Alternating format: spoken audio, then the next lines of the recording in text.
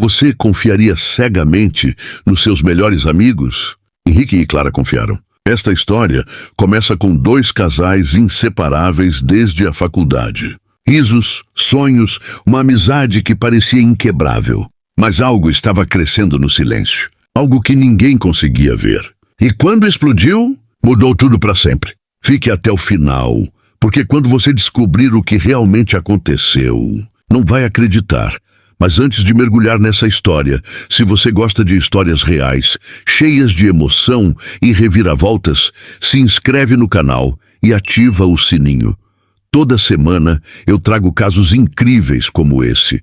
E já deixa o like para me ajudar a continuar trazendo essas histórias para vocês. Era um dia comum na faculdade, mas para Henrique e Clara, aquele momento iria se transformar na base de uma história que mudaria suas vidas para sempre. O sol brilhava forte sobre o campus universitário, enquanto os estudantes se apressavam entre os prédios, carregando mochilas pesadas e sonhos ainda mais pesados. Eles se conheceram na aula de filosofia, um curso que prometia não apenas conhecimento, mas um novo começo para aqueles que ousavam questionar a vida. Henrique, com seu jeito introspectivo e olhos sempre fixos no futuro, logo se encontrou com Clara, uma jovem cheia de sonhos e uma visão de vida vibrante que contagiava todos ao seu redor.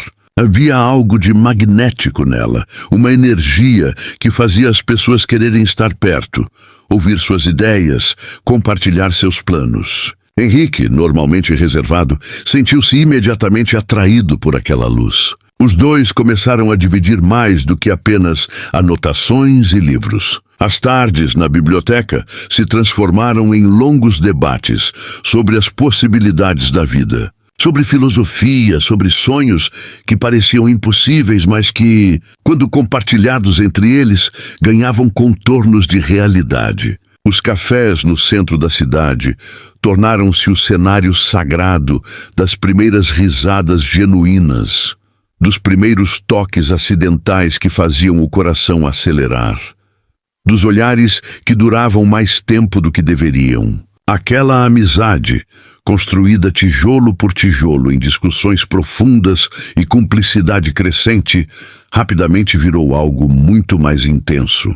Henrique e Clara não demoraram a se apaixonar de uma forma avassaladora, e ao longo dos anos universitários, esse amor foi se solidificando como concreto, tornando-se a fundação sobre a qual construiria tudo o que viria depois. Enquanto isso, Marcos e Laura, amigos de faculdade do casal, também começaram a caminhar ao lado deles, compartilhando risadas em festas, planos para o futuro e sonhos que pareciam alcançáveis quando estavam todos juntos. Os dois casais formaram uma amizade aparentemente inseparável, daquelas que parecem destinadas a durar para sempre. Henrique e Clara eram um reflexo brilhante do sucesso acadêmico e pessoal, sempre à frente nas discussões, sempre os primeiros a serem lembrados. Marcos e Laura eram o casal ideal em aparência, mas sempre à sombra do carisma natural e da popularidade magnética de seus amigos. E foi nessa sombra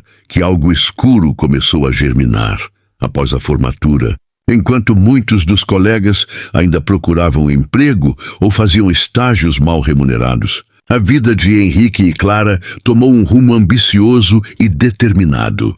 Juntos, com economias modestas e muito sonho, abriram uma pequena empresa de automação residencial, chamada HC Smart Living, focada em criar soluções inteligentes e acessíveis para o cotidiano das pessoas comuns. Clara, com sua visão estratégica aguçada e habilidades naturais de liderança que impressionavam até os investidores mais céticos, logo se destacou no comando da empresa. Ela tinha o dom de enxergar oportunidades onde outros viam apenas obstáculos, de transformar não em sim, de fazer parceiros acreditarem no impossível. Henrique, com sua determinação inabalável e foco quase obsessivo nos detalhes, garantiu que a parte operacional funcionasse com perfeição matemática. Enquanto Clara conquistava o mercado, Henrique garantia que cada produto entregasse exatamente o que prometia. Em poucos anos, Contra todas as estatísticas que dizem que startups falham, a empresa prosperou de forma surpreendente e quase milagrosa. A HC Smart Living começou a dominar o mercado de automação residencial, ganhando reconhecimento não apenas nacional, mas mundial. Henrique e Clara passaram rapidamente de um casal jovem e sonhador, trabalhando em um escritório minúsculo, a um dos casais mais ricos e respeitados do setor tecnológico. Eles haviam conquistado muito mais do que jamais imaginaram nos tempos de faculdade. Uma fortuna que chegava aos milhões. E então veio a notícia que completaria o quadro perfeito de suas vidas. Clara estava grávida. A descoberta aconteceu em uma manhã ensolarada, quando ela fez o teste e viu as 2 linhas aparecerem. Henrique a abraçou com lágrimas nos olhos, incapaz de conter a emoção. Os 9 meses seguintes foram mágicos. Clara trabalhava até onde a barriga permitia, comandando reuniões, mesmo nos últimos meses de gestação, provando que era possível ser mãe e CEO ao mesmo tempo. Henrique se desdobrava entre cuidar da empresa e cuidar da esposa, montando o quarto do bebê com as próprias mãos, pintando nuvens no teto. Quando Ana nasceu, pequena e perfeita, com os olhos cinzentos do pai e o sorriso que um dia seria exatamente o da mãe, o mundo de Henrique e Clara ganhou um novo centro. 18 meses depois, veio Felipe, um menino curioso que já nascia observando tudo ao redor com atenção impressionante. A família estava completa, linda e amorosa, preenchendo aquela mansão impressionante que haviam comprado com risos infantis e amor genuíno. Henrique e Clara agora viajavam para eventos internacionais, levando as crianças quando possível. Eram capa de revistas de negócios onde falavam sobre equilibrar família e carreira. A vida tinha sido generosa com eles, e eles sabiam disso, mantendo-se humildes e gratos por cada conquista. Foi quando as crianças já estavam um pouco maiores, Ana com 3 anos e Felipe com 1 ano e meio, que Henrique e Clara decidiram fazer algo importante. Queriam escolher padrinhos para os filhos, não apenas por tradição, mas porque realmente acreditavam na importância de ter pessoas de confiança na vida das crianças. A escolha foi natural e óbvia. Marcos e Laura, seus amigos desde os tempos de faculdade. Marcos e Laura trabalhavam na HC Smart Living desde o início, praticamente desde que a empresa saiu do papel. Haviam sido contratados logo nos primeiros meses, quando Henrique e Clara precisavam de pessoas de confiança para ajudar a construir o sonho. Marcos cuidava da área de operações, garantindo que os processos funcionassem. Laura estava no Recursos Humanos, cuidando da equipe que crescia rapidamente. Eles eram bons no que faziam, competentes e dedicados, mas sempre em cargos gerenciais, nunca na diretoria, nunca como sócios. Para fazer o convite oficial de forma especial, Henrique e Clara organizaram um jantar íntimo em sua mansão. A mesa foi posta com todo carinho, velas acesas, a louça fina que Clara guardava para ocasiões importantes. As crianças foram colocadas para dormir mais cedo, e os 4 amigos se sentaram para uma refeição que parecia apenas mais uma noite agradável entre velhos conhecidos. Foi durante a sobremesa que Henrique e Clara fizeram o convite. Disseram com sinceridade brilhando nos olhos que não havia pessoas no mundo em quem confiassem mais do que Marcos e Laura. Que queriam que eles fossem os padrinhos de Ana e Felipe, que fizessem parte oficial da vida das crianças, que estivessem sempre presentes. Era uma honra, uma demonstração de confiança absoluta, um laço que os tornaria praticamente família. Marcos e Laura aceitaram, é claro, com abraços emocionados e agradecimentos efusivos. Mas naquela noite, quando voltaram para seu apartamento confortável, mas infinitamente menor que a mansão dos amigos, algo mudou definitivamente. Marcos olhou ao redor de sua sala de estar e pela primeira vez sentiu uma revolta queimando no peito. Laura, ao tirar o vestido caro que havia comprado especialmente para o jantar, mas que ainda assim parecia simples perto do que Clara usava, sentiu uma pontada de algo amargo. Eles trabalhavam na mesma empresa, haviam estado lá desde o início, mas eram funcionários. Henrique e Clara eram os donos, os milionários, os que apareciam nas revistas. Marcos e Laura recebiam salários bons, mas viviam de salário.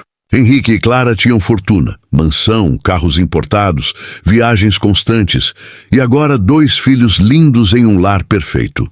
Foi naquela noite, depois daquele jantar, que deveria ter sido apenas um momento feliz, que a semente da inveja realmente brotou e começou a crescer como uma erva daninha venenosa nos corações de Marcos e Laura.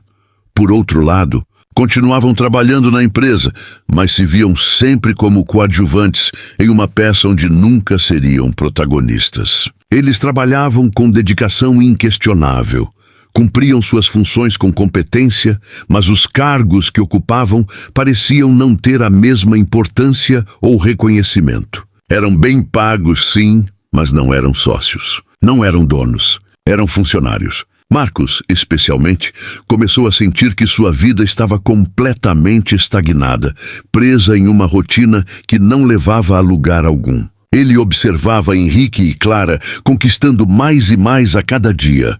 Novos contratos, novas filiais, nova cobertura de imprensa.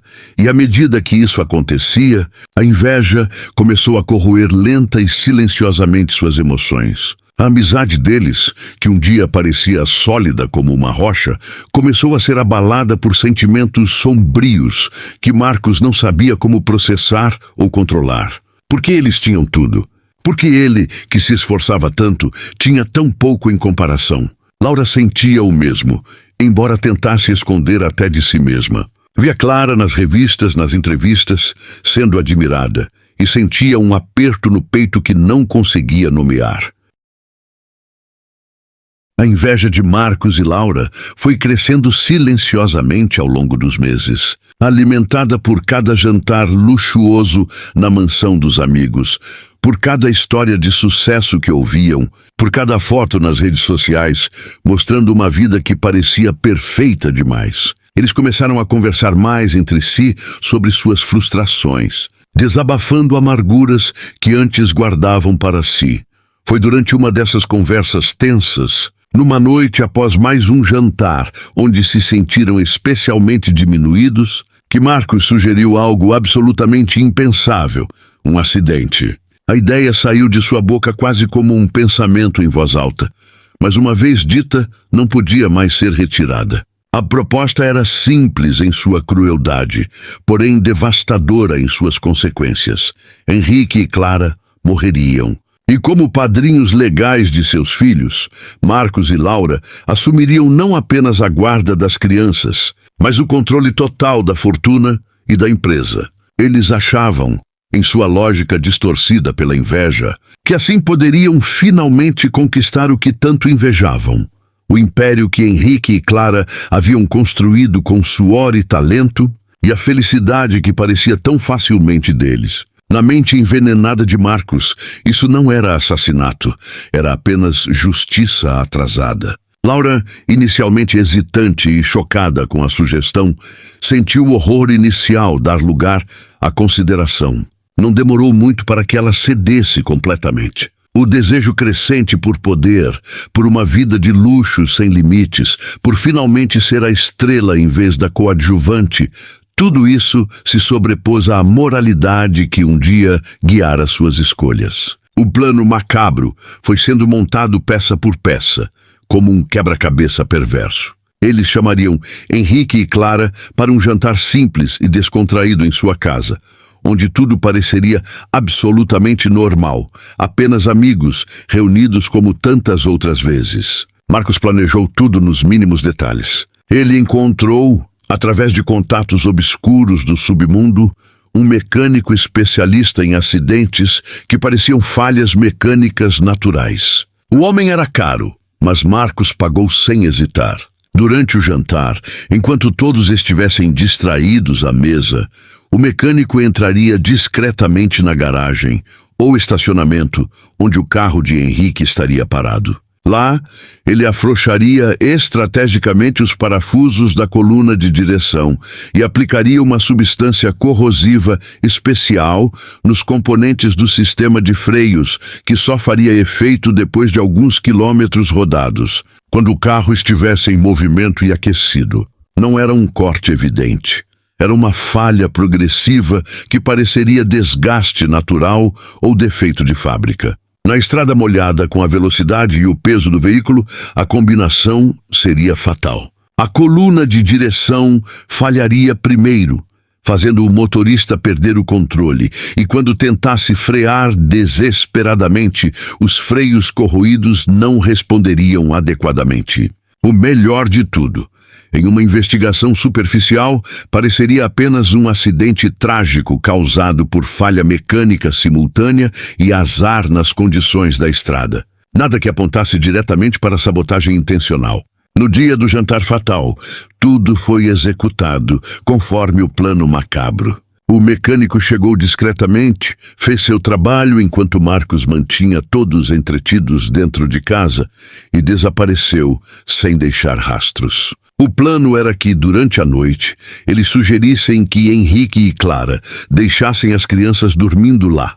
Afinal, Ana e Felipe adoravam ficar na casa dos padrinhos e já era tarde. Assim, quando o casal saísse sozinho para voltar para casa, ninguém mais estaria em perigo. As crianças estariam seguras e Henrique e Clara seguiriam para o destino cruel que Marcos havia arquitetado, deixando os filhos órfãos sob a guarda dos padrinhos, exatamente como planejado. Na noite marcada do jantar, Henrique e Clara chegaram sorrindo, trazendo vinho caro e a alegria contagiante que sempre os acompanhava. As crianças vieram junto, como era comum quando visitavam os padrinhos. Ana e Felipe, agora com 8 e 10 anos, adoravam ir à casa de tio Marcos e tia Laura, onde sempre havia guloseimas especiais e atenção exclusiva. Estavam todos tranquilos e felizes, sem qualquer desconfiança ou pressentimento ruim. Eles confiavam plenamente em Marcos e Laura, que eram seus amigos de longa data, praticamente família, e os padrinhos escolhidos a dedo dos filhos do casal. Durante a refeição cuidadosamente preparada, o ambiente estava descontraído e cheio de risadas genuínas. Todos pareciam estar se divertindo, relembrando histórias da faculdade, fazendo planos para o futuro. Ana e Felipe brincavam animados, correndo pela casa, felizes com a atenção dos padrinhos. Não havia absolutamente nenhum sinal, nenhum presságio de que aquela noite seria a última para Henrique e Clara. Tudo parecia perfeito, normal, seguro. Quando a noite avançou e as crianças começaram a ficar sonolentas, Laura sugeriu casualmente que elas ficassem para dormir. Afinal, já era tarde, as crianças estavam cansadas e elas adoravam dormir no quarto de hóspedes que os padrinhos mantinham sempre arrumado especialmente para elas. Henrique e Clara concordaram sem pensar 2 vezes. Era algo que já haviam feito várias vezes antes. As crianças ficariam seguras com os padrinhos e eles poderiam buscá-las no dia seguinte. Depois de colocarem Ana e Felipe para dormir, cobertos e confortáveis, Henrique e Clara se despediram afetuosamente de Marcos e Laura, agradecendo pelo jantar maravilhoso e pela ajuda com as crianças. Trocaram abraços calorosos, combinaram o horário de buscar as crianças no dia seguinte e partiram sozinhos. Marcos e Laura ficaram na porta, acenando enquanto o casal entrava no carro. Por fora, eram os amigos dedicados se despedindo. Por dentro, sabiam exatamente o que estava prestes a acontecer. O mecânico que Marcos havia pagado generosamente fizera um trabalho perfeito. Os freios estavam cortados, de forma que falharia completamente na primeira descida íngreme. Quando Henrique entrou no carro com Clara ao seu lado, a última coisa que eles poderiam ter imaginado era que aquela estrada conhecida e molhada pela chuva recente levaria suas vidas para um fim abrupto e violento. Nos primeiros quilômetros, tudo parecia absolutamente normal. O carro respondia bem, a direção estava suave. Mas então, conforme o mecânico havia calculado, a substância corrosiva começou a fazer efeito com o calor do sistema de freios em operação. Quando chegaram à descida íngreme que levava para casa, Henrique começou a sentir algo estranho no volante. uma folga que não deveria estar ali. De repente, a coluna de direção cedeu parcialmente. O volante girou no vazio, perdendo parte da capacidade de controlar a direção do veículo. Henrique tentou compensar, mas o carro começou a serpentear perigosamente. Clara percebeu o pânico nos olhos do marido e gritou perguntando o que estava acontecendo. Com a voz tremendo de medo, Henrique disse que o carro não estava respondendo direito. Tentou frear para reduzir a velocidade, mas os freios, enfraquecidos pela corrosão química, apenas gemeram sem fazer o efeito esperado. Pisou com mais força, depois com desespero total, mas o pedal afundava sem resposta adequada. O carro acelerava incontrolavelmente na descida molhada. Henrique tentou usar o freio de mão, mas já era tarde demais. A velocidade era impossível de controlar, a direção não respondia corretamente e os freios estavam praticamente inúteis. O carro derrapou descontroladamente na curva fatal. O impacto contra as árvores na beira da estrada foi absolutamente devastador. Henrique e Clara morreram instantaneamente, seus corpos presos nas ferragens retorcidas do veículo destruído. Quando a polícia e os peritos chegaram, a conclusão foi rápida: falha mecânica múltipla e simultânea, provavelmente defeito de fabricação combinado com desgaste, agravado pelas condições adversas da estrada molhada. Um acidente trágico, mas aparentemente sem indícios de crime. O caso foi arquivado como fatalidade. Enquanto isso, Ana e Felipe dormiam tranquilamente na casa dos padrinhos, sem fazer ideia de que haviam acabado de se tornar órfãos. Marcos e Laura, agora oficialmente responsáveis pela guarda legal das crianças que estavam sob seu teto, estavam a apenas um passo de tomar posse da herança milionária e da fortuna empresarial que nunca conseguiram construir por mérito próprio. Com o passar dos meses sombrios seguintes ao funeral, Marcos e Laura se mudaram para a mansão que antes pertencia aos falecidos Henrique e Clara, assumindo completamente a guarda de Ana e Felipe. Embora a transição tenha sido emocionalmente difícil para as crianças traumatizadas, Marcos e Laura tinham todo o apoio legal necessário. Ana e Felipe, agora completamente órfãos e vulneráveis, foram forçados a viver sob o teto e as regras de Marcos e Laura, longe de tudo que conheciam como lar. Marcos, agora com poder absoluto e controle total sobre o império que invejar por tanto tempo, começou gradualmente a mostrar sua verdadeira face sombria. Ele tratava Ana, que crescia cada dia mais parecida com Clara, com uma possessividade perturbadora e crescente. Seus olhares duravam tempo demais, seus comentários sobre a aparência dela eram inapropriados e seus sentimentos começavam a se tornar algo muito mais sinistro e perturbador do que simples cuidado de padrinho. Enquanto isso, Laura se afundava cada vez mais profundamente em seus próprios vícios destrutivos. Começou a beber durante o dia, tomar remédios para dormir em doses perigosas, tentando desesperadamente se afastar da culpa esmagadora que a perseguia em cada momento acordada, que invadia seus sonhos, transformando-os em pesadelos intermináveis, onde via os rostos de Henrique e Clara a acusando silenciosamente. Com o tempo que curava algumas feridas, mas abria outras, Ana e Felipe começaram a perceber que algo estava profundamente errado com a história que lhes haviam contado. Eles sentiam no fundo de suas almas que a morte de seus pais não havia sido um simples acidente de trânsito e começaram silenciosamente a investigar por conta própria, juntando pistas espalhadas. Ana, com a inteligência herdada dos pais e uma determinação férrea forjada pela dor, encontrou escondida no sótão a carta que Clara havia escrito semanas antes de morrer, alertando sobre a traição iminente de Marcos e Laura. A carta revelou com detalhes que arrepiava que Henrique e Clara já desconfiavam profundamente deles antes de morrerem. Suspeitavam de irregularidades financeiras, notavam comportamentos estranhos, sentiam que algo terrível estava sendo planejado. Felipe e Ana começaram meticulosamente a juntar as peças complexas do quebra-cabeça macabro. Contrataram discretamente um investigador particular experiente, que, por sua vez, encontrou um perito mecânico forense independente. Este especialista, ao revisar os destroços do carro, que haviam sido guardados em um depósito de evidências, descobriu algo que a investigação original havia perdido: sinais microscópicos de corrosão química intencional nos componentes do sistema de freios e parafusos da coluna de direção, que mostravam marcas de terem sido deliberadamente afrouxados. O investigador foi mais fundo. Rastreou movimentações bancárias suspeitas de Marcos nas semanas anteriores ao acidente. Um saque grande em dinheiro que não tinha explicação.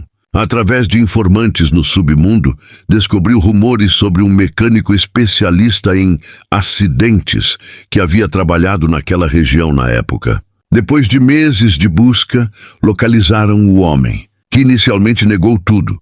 Mas quando confrontado com evidências e a possibilidade de um acordo judicial, finalmente confessou ter sido contratado por Marcos para sabotar o veículo durante um jantar. Logo descobriram a verdade completa e devastadora. Marcos e Laura eram diretamente responsáveis pela morte brutal de seus pais, através de um plano meticulosamente calculado, e estavam tentando sistematicamente tomar e apagar tudo o que pertencia legitimamente a eles. Chegou finalmente o momento inevitável do confronto. Ana e Felipe, agora adultos e armados com provas irrefutáveis, enfrentaram corajosamente Marcos e Laura. Eles revelaram friamente que sabiam de toda a trama assassina e estavam completamente prontos para expor tudo publicamente e à justiça. Marcos, com o rosto contorcido de raiva incontrolável e medo crescente, tentou desesperadamente negar tudo. Mas não havia como escapar da verdade quando ela estava documentada, gravada, testemunhada. As evidências eram esmagadoras e incontestáveis. Com a ajuda de um advogado criminalista dos melhores do país, Ana e Felipe conseguiram que Marcos e Laura fossem finalmente presos e acusados formalmente por homicídio qualificado duplo e fraude empresarial em grande escala. Eles foram levados algemados à justiça que haviam escapado por tanto tempo, e o controle legítimo da HC Smart Living foi transferido de volta para Ana e Felipe. Os verdadeiros herdeiros, Ana e Felipe, agora adultos maduros e fortalecidos pela adversidade, tomaram firmemente as rédeas da empresa que seus pais haviam criado com tanto amor e suor. Mas eles não queriam simplesmente continuar o negócio como estava. Eles transformaram profundamente a HC Smart Living, expandindo-a para incluir uma fundação poderosa, dedicada a ajudar crianças órfãs em situação de vulnerabilidade e a promover ativamente a educação de qualidade e a sustentabilidade ambiental. Embora a dor dilacerante pela perda dos pais nunca tivesse desaparecido completamente de seus corações, Ana e Felipe estavam agora mais fortes, resilientes e determinados do que nunca. Eles haviam recuperado o que era deles por direito de sangue e garantido que a verdade fosse finalmente revelada ao mundo inteiro. O império de Henrique e Clara estava vivo e pulsante, mas agora era muito mais do que apenas riqueza material ou sucesso empresarial. Era um legado permanente de justiça que não desiste, coragem que não se curva e resiliência que não se quebra. Ana e Felipe haviam superado a traição mais profunda possível e, finalmente, garantido um futuro onde o nome de seus pais seria sempre lembrado com honra, respeito e admiração. Se você gostou dessa história, então ative o sininho, se inscreva no canal para não perder as próximas.